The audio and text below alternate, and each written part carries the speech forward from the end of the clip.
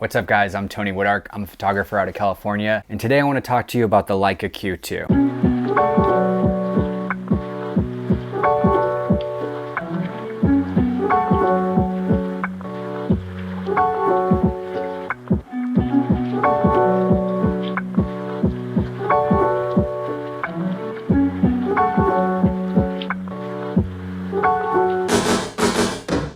Anything I talk about, I'll have the link below in the description. All the gear that I use, you can find through those links. Some of them are affiliate links, so if you use those, I get a little percentage back, so thank you. I picked this up at the end of last year, and I wasn't sure what I thought of it at first. I really love Leica cameras. I love the build of them, the look of them, everything about them. I just hadn't fallen in love with Leica digital yet. Obviously I shoot a lot with the Leica M6 and just love the Leica M cameras, but with digital it's a little bit different. You know, I didn't know if Leica had figured out everything that I wanted yet. So my main digital bodies are Canon, and so this is quite a bit of a difference from Canon bodies. Just much more compact, much sleeker, better feel in your hand, just a different layout. So I really wanted to try this camera, and I'm not the type to rent.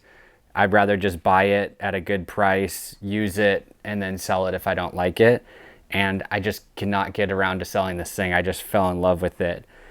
I started using it for my weddings, and I shoot so much of the wedding day with it. Probably about a third of the photos throughout the day come from my Leica Q2. Almost the entire night, as soon as it gets to reception, I pretty much just switch to just this camera, and I put a little flash on it as well. So I've just been loving this. The ways that I use it for a wedding day are really just scene setters. So just pulling you back and just showing you the entire scene, putting the couple in the location. I also love it for detail shots. It's got a macro lens built in. So you just switch the focus over to macro and you can get pretty close to your subject, maybe about that close. It's a 28, so it's a little bit unique in terms of how close you're getting and how big the image is on the screen, but it's pretty rad. It's a nice little feature to get some ring shots and some cool textures and details. It's 1.7 for the aperture, which is pretty amazing. It's got some nice look and depth of field to it when you get pretty close to your subject. It's definitely not portrait master. You know, when I go to shoot a portrait, I typically grab my RF50 on my Canon or my 70-200, or I'm shooting film. But I've seen some people take some really beautiful environmental portraits with this, which I've gotten as well. I like shooting people with it, but maybe not too close, because to get a really tight portrait, you got to get pretty close to your subject with a 28. And if you're on either side of the edge of the frame, you're going to get a little bit of distortion as well. So I try to keep my subject center focused if I'm shooting portraits. But overall, I've just been loving this. I've put this through quite a bit of paces. I recently just got back from Hawaii. I was in pouring rain, shooting some climbing, shooting a bunch of different scenarios with this camera, shot some portraits. And it was just insane just to use this camera, get that detail, and just the colors are incredible. So let's talk a little bit about the files. The files you get out of this are just insane. It's a 47 megapixel camera or so. And so you get these huge files that are just so luscious with color and vibrance and just micro contrasts. The lens is so sharp. It definitely doesn't have that film look that I try to get my digital photos to look like. I can process it and get it closer to film, but it's just so sharp and so much micro contrast that it definitely does have a digital look to it, but it has a Leica digital look, which is just so incredible and beautiful looking. So I really love that. Some accessories that I got for it. I got this short Peak Design strap, so I can just pop off my strap really easily and attach it to different cameras. I like this because I can switch between this camera and my film camera really easily.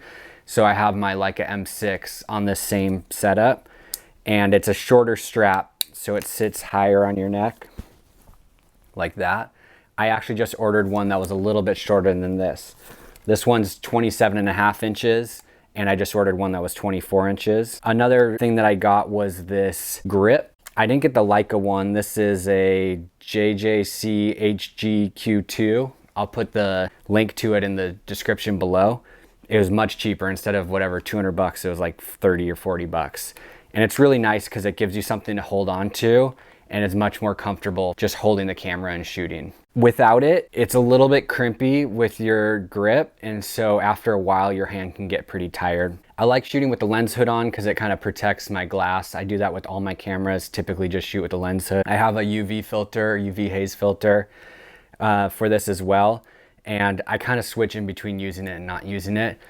It gives a little bit of halation or softness with any sort of glare on it, and so when I start to notice that, I take it off. But in most instances, I don't even notice it. And so it's a nice way just to protect that glass. Since it is a fixed 28 zoom lux lens, I really don't want to scratch that front element. Other than that, kind of eats batteries. I've ended up buying 3 batteries, and that will last me no problem throughout a wedding day, getting over 1,000 photos. You definitely need a couple extra batteries if you're going to be shooting this a bunch. The autofocus is one point that people kind of point out in terms of it's definitely not the R6 quality or your modern DSLR or mirrorless camera autofocus. It's not to that level. It's got tracking and touchscreen autofocus and all those things, but it's just not as quick and as exact as Canon or Sony or Nikon, whatever you're shooting with. So that is a limiting factor. However, I typically shoot this around 5.6 or 8 aperture. And so I'm really just getting kind of everything in focus. And so I can kind of more zone focus.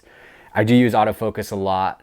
When I'm shooting receptions, I zone focus, meaning I just set my focus to about 3 feet away and kind of shoot at f8, f11 and just go to town. So it's probably the weakest part of this overall camera is that, but it's not that big of a deal if you get used to it. If it was my only portrait lens for fast-paced movement, yeah, that would be pretty tough. But if it's just my scene setter and just like more controlled environmental portraits and details and macros and all of that, this is insane for that.